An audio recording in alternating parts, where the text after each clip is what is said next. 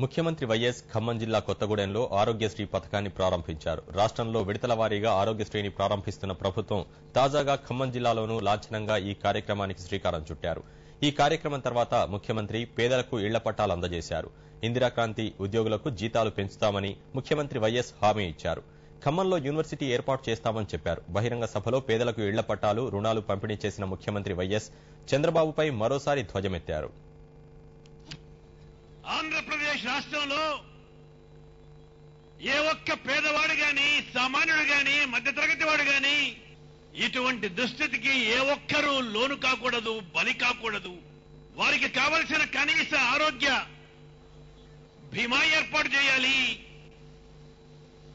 అటువంటి ఆరోగ్య బీమా ఆ కుటుంబానికి ఒక ధీమాగా ఉండాలి.